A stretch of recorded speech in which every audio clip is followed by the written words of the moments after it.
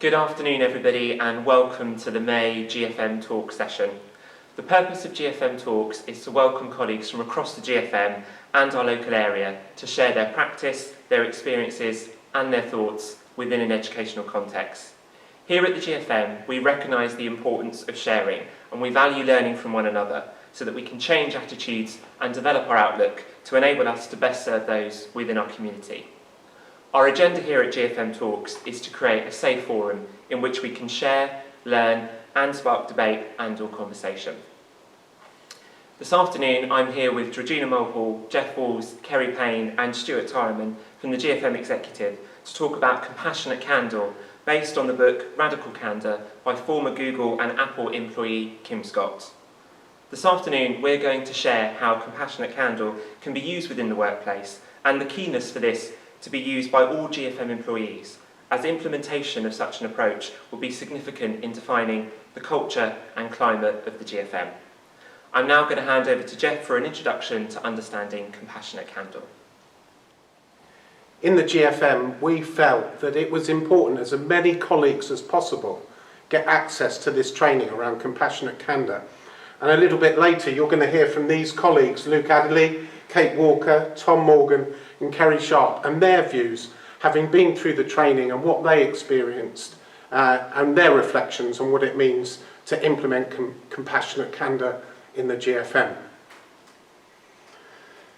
We started looking at two key books. One was a precursor to compassionate candour, and it was a book by Amy Edmondson called The Fearless Organisations. And that led us to consider, as an organisation, what does it mean to be in a fearless organisation, to be able to speak your mind, to be able to speak out if you need help or don't understand something or disagree with something. And from that first basis of looking at the fearless organisation, we moved to Kim Scott's book, Radical Candour. Interestingly, when Kim Scott first launched Radical Candour, there was quite a bit of feedback internationally as to whether or not it was the right title, and she changed that title to Compassionate Candour. So you'll notice us talking about compassionate candour as we go through today's training. So Kim Scott talks about compassion in terms of empathy plus action. I think that's really helpful because she makes a distinction in her book between compassionate candour engaging the heart, because we care personally about the people that we work with and the organisation we work for, and the mind, the fact that we are prepared as individuals to challenge directly when we see that there's something that needs to be said. So taking a quote here from Fearless Organisations, Amy Edmondson's book, she suggests candour and openness, and as such, thrives in an environment of mutual respect. It means that people believe they can and must be forthcoming at work.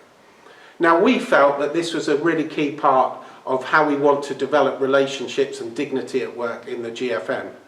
We feel that having a spirit and a nature of compassionate candour will only help to strengthen relationships between colleagues, building trust, openness, one in which those relationships, if you like, are about caring personally and challenging directly. Hi colleagues, here is the Compassionate Candour framework. It's a quadrant with two intersecting continuums of care personally and challenge directly. You'll see that within each of the quadrants are words that explain how you might be feeling or how you are behaving when you're engaging with this quadrant. Kim Scott is going to explain it in far better detail than I just did.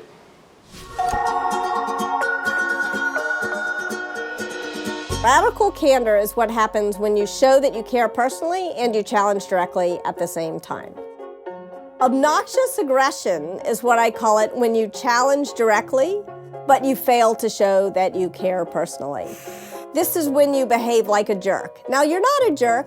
Nobody's a jerk all the time, but we all are a jerk some of the time. So that's obnoxious aggression.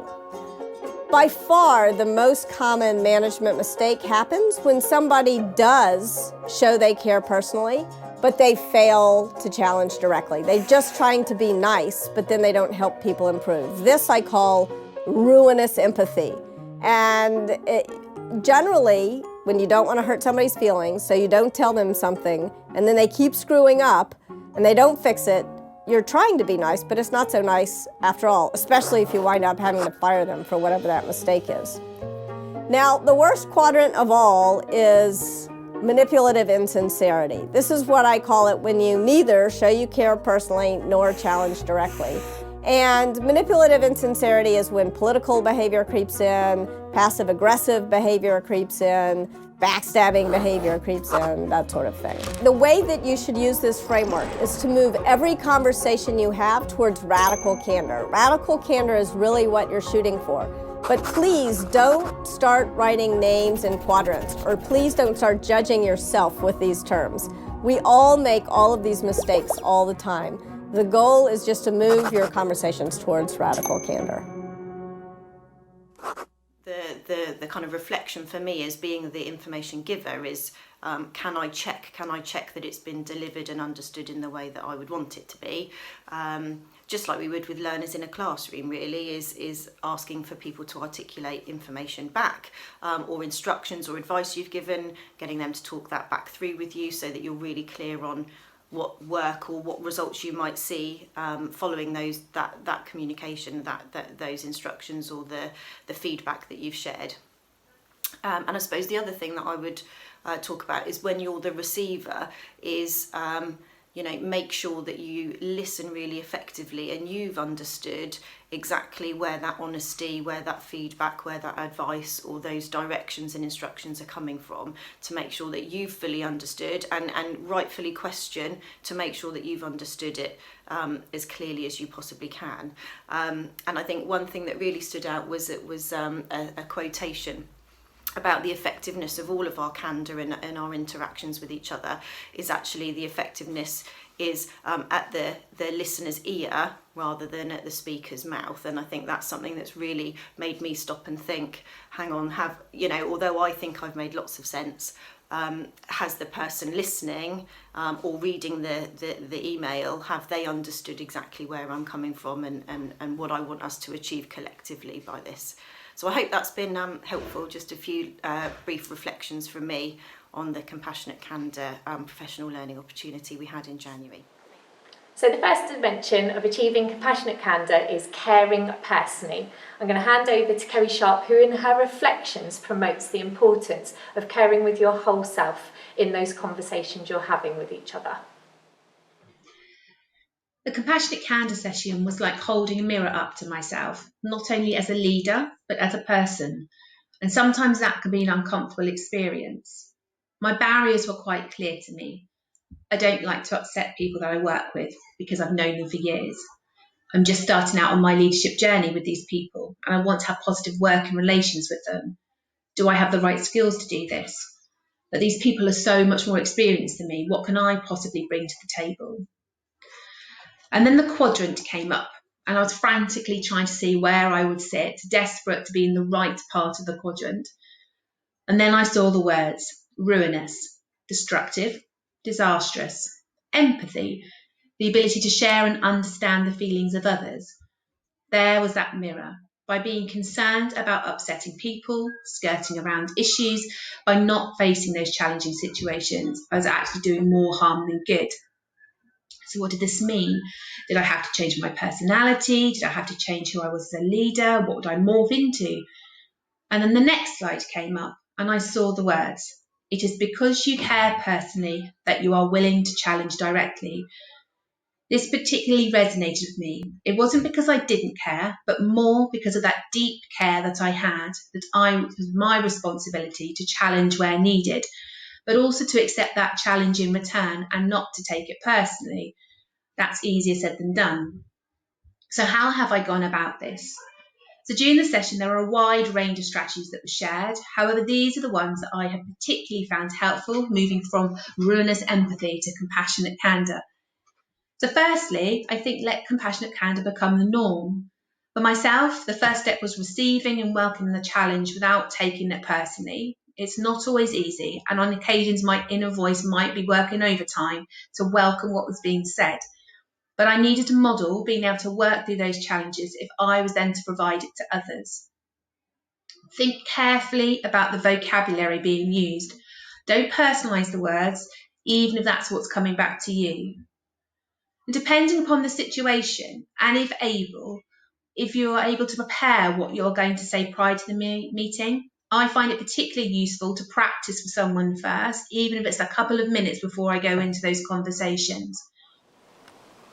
And the second dimension of compassionate candour is challenging directly, having those challenging conversations and providing feedback to colleagues, and sometimes having to use the word no. By framing this in that framework of care as referenced by Kerry Sharp, it enables us to achieve compassionate candour. Luke Adderley is now going to reflect on his challenging directly. But the radical candour session really helped me to frame conversations with colleagues. And I've also found it really helpful when colleagues that I've been speaking to have also had similar exposure to radical candour. I felt that it's been a really helpful structure for the conversations. I found that it's really helped me to take the relationship aspect almost off the table. So having both parties that can totally agree that it's about sort of demonstrating that you care about somebody, and that's the reason for giving them really honest feedback, has been really, really helpful. And that there's no danger of sort of falling out or upsetting somebody on a personal level, because both sides recognise the reason for the conversation. I was originally a little bit worried that this might give people a licence to sort of say things that are rude or just say what they think, even if it's really unhelpful. But if anything, I feel that it's been the opposite of that. The structure's really helped with sort of people being able to say, I care about you, and that's why we're having this conversation. And I was really, really sort of agree with the idea that the caring has to be at the ear, and you have to hear that that's support, and you can't just say, I'm telling you this because I care. That's not good enough. I think it has to be that care is felt by the person, and that sort of the need for the really high quality relationship before that is massive. And that's why I listened to the relationship chapter as part of the podcast. I was really interested in the bit about sort of work-life balance and integration, and in particular bringing the best version of yourself to work every day. I think that we're good as teachers at sort of doing that in front of the class and sort of leaving any personal problems at the door, as it were. But I don't think we're always quite as good at doing that sort of to one another, and also trying to really recognise that if we are finding it difficult, if other people are finding it difficult, how we can support one another, and how we can support ourselves to look after ourselves and make sure that we are bringing the best version of ourselves sort of into school, into our lessons, and to the conversations that we have with one another. I was also really interested in the bit there which was about personal values, and I found it particularly helpful sort of when we've been discussing recently the GFM values and the key principles of why we do what we do, helping to frame those conversations. And especially if people sort of disagree on feedback or next steps, I've really been trying to sort of lead those values rather than just talk about them, trying to say, actually, these are the things that we believe in, that we totally are on board with, and that then means that my actions hopefully reflect that moving forwards. So we've heard what it is to care personally and to challenge directly, and it's really important that we're able to bring those two things together. Because when people trust and believe you care about them, they're going to be far better able to engage in key dialogue with you. I'm going to hand over to our colleague Tom to hear how he put this into practice. Having had the opportunity to grow through geography and now into a wider role, I must admit that I found it harder to challenge colleagues that I'd grown up with, but whom I would later line manage. Seeing it through the lens of compassionate candour has given me a clarity that being brutally honest, but doing this in a caring guise, is the way forward. When I look at examples of where I've tried to implement compassionate candour in recent times, a few spring to mind. Where performance has been an issue, I have found it significantly easier to be candid, but in a kind way, when I've been very clear with the colleague about where their performance has been questioned. Having very clear objectives and documentation outlining the process that you have worked through together has helped to support this in a positive way. Other examples have required more sensitive thought, but have come back to the same tagline, that honesty is the best policy. I firmly believe that this will get the best out of colleagues and ensure that the whole organisation is as productive as it can be. This can only be positive for the young people of Gosport. It's really important that we don't personalise. There's a really big difference between caring personally and personalising when being candid with a colleague. I'll leave you a couple of seconds to just reflect on some of the points on this slide, and then we're going to hear from Kerry, who outlines this very clearly in her own practice. For myself, the first step was receiving and welcoming the challenge without taking it personally. It's not always easy, and on occasions my inner voice might be working overtime to welcome what was being said. But I needed to model being able to work through those challenges if I was then to provide it to others. Listening and feedback, we all know, is essential in terms of processing information that's shared with us. Within Compassionate Candour, we need to make sure that we respond to the 4 bullet points that are outlined there. What I'd like to do is introduce Kate Walker to explain her reflections upon listening and feedback. The thing that really resonated with me was the obligation we have to try and make sure that our communication is clear, is accurate, and is really honest, because I think that's so vital in the organisation and the work that we do.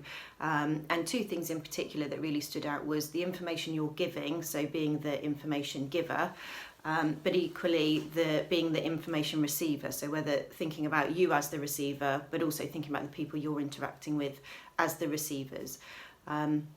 So initially thinking about how effective is my communication, being honest, being candid with each other, and sometimes not necessarily saying something that someone's expecting to hear or necessarily wants to hear, but equally about the importance of being honest and saying the things that need to be said. And I suppose my reflection, certainly having had the training recently, thinking about the reflections over the last year, so much more of our communication happens not necessarily in the same room anymore, so lots by email and electronically, but equally via Google Meets and that kind of thing, or over the phone. And I would really urge, wherever possible, for that communication to be, if it can't be in the same room, to be on the phone or to be via Google Meet, because so much of our communication is interpersonal, isn't it? It is non-verbal, and it's really recognising all of the other messages that we give when we're able to have a conversation with somebody in person, not just an email text as such.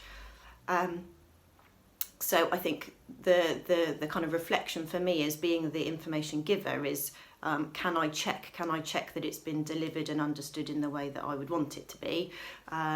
Just like we would with learners in a classroom, really, is asking for people to articulate information back, or instructions or advice you've given, getting them to talk that back through with you so that you're really clear on what work or what results you might see following that communication, those instructions or the feedback that you've shared. It's been very important as we've embarked upon this training to realise that when you're practising compassionate candour, it's about the person starting to get feedback themselves on their own practice. It's not about dishing out the whole time exactly what we think and feel the whole time. It's about being receptive to receive information from colleagues that might not be always palatable to hear. Start by asking people to be compassionately candid with you. I think that's a really good tip. Another one is to balance between praise and criticism, so that we're practicing in a sincere way in the dialogues that we have with each other. And it's really important to understand that perilous border between obnoxious aggression and radical candour. That obnoxious aggression, if you remember, is when you challenge directly, but you lack the compassion and you don't care personally. And we can often tread that fine line, and we can step into obnoxious aggression if we're not careful. So in the GFM, we want this compassionate candour to become ever-increasing practice in the dialogues that we have between each other. We do realise it's going to take time to embed this across the GFM, but we also want you to feel free to approach any one of us if you want to have further discussion or perhaps further training on compassionate candour, because we believe it's going to be fundamental to the way in which relationships, trust, openness, honesty and confidence develop between every individual working in the GFM. I'm now going to hand back to David, who's going to conclude our session. Huge thanks to executive colleagues for sharing the Compassionate Candour training with us this afternoon. Thanks also to Luke Adderley, Kate Walker, Tom Morgan and Kerry Sharp for recording and sharing with us their own learning reflections following their attendance at previous Compassionate Candour training. Should you wish to submit any questions following this afternoon's talk, then please complete the question submission Google form, which can be accessed via the invitation email that you were sent for this afternoon's talk. Any questions that are submitted, we will make sure that they're shared with executive colleagues to answer. Please do contact the IOE via pl@gfmap.org if you feel that a face-to-face PL session on Compassionate Candour would be useful. I'd like to thank colleagues for coming along and attending the talk this afternoon. Thank you for listening. I wish everybody well, and we will leave you with the words of Kim Scott and a summary of the Compassionate Candour framework. Just say it. We want to help you have better relationships at work and do the best work of your lives. One of the biggest problems is that people don't give each other enough impromptu, in-person feedback. Praise can feel patronizing, and criticism can feel downright mean. Often when people give feedback, they're not as clear or helpful as they intend to be. And so we developed a framework called Radical Candour to help you build a culture of good feedback. Nobody starts out their career thinking, I don't give a damn about people, so I'm going to be a great boss. And yet, when we're about 18, we get told to be professional. And too often, this gets translated as leave your humanity, the very best part of yourself, at home. When you're 18 months old, just about the time you're learning to talk, your parents teach you, if you don't have anything nice to say, don't say anything at all. But now, as a manager, it's your job to say it. Radical Candour is just caring personally and challenging directly. And yet, it's really hard. In order to do it well, you have to undo training that's been instilled in you since you were 18 years old and 18 months old. We've made it easier for you to give radically candid feedback by being really clear about what happens when you don't. And everyone's got stories like that. And I just didn't like the guy. And so finally, he was in the middle of another disquisition about how much we should give up. And I banged the table and I said, dude, shut up. You just talk too frickin' much. So the effect was, the CEO who I was mentoring couldn't look me in the eye. I'd potentially torpedoed his company. The person we were negotiating with was deeply offended and left the room. The meeting blew up. At the request of our bosses, Peter and I get into a room and we start to apologize. I go first. I apologize and I don't mean it. Worse, Peter knows I don't mean it. And just to keep it nice and ridiculous, I know Peter knows that I don't mean it. And so there we are, insincerely apologizing and insincerely accepting these insincere apologies. What the hell is the matter with us? But then this interesting thing starts happening. She would come to me all the time saying, oh, I'm so frustrated about our boss. He wants this and that, and I don't think it's the right direction. I disagree with him totally. And I would empathize with her. I'd say, oh, I know he can be frustrating sometimes. And the interesting thing was on the other side, my boss was doing the same thing. He was coming to me complaining about my friend. I would empathize with him, but I, again, would never challenge him. And the reality of this is I became this shuttle diplomat, going from one to the other, listening to what they had to say, but never telling them, you know what, just go talk to each other. Get me out of the middle of this. Eventually, we had to fire my friend. And I'm standing there with my heart in my throat, and this man standing next to me at the red light says, I can see you really love that dog. That was all he had to do to move up on the care personally axis. Just a few words. I looked at him and nodded, and he said, but you're going to kill that dog if you don't teach it to sit. Now he had my full attention. And then he just points at the sidewalk in this sort of harsh gesture, and he says, sit. Belvedere sat. I didn't even know she knew how to do that. I sort of looked at the man in amazement, and he says, it's not mean, it's clear. The light changed, he walked off, leaving me with words to live by. Radical candor really means say what you think. Just say what you think. Say what you think. Just say it. Just say it.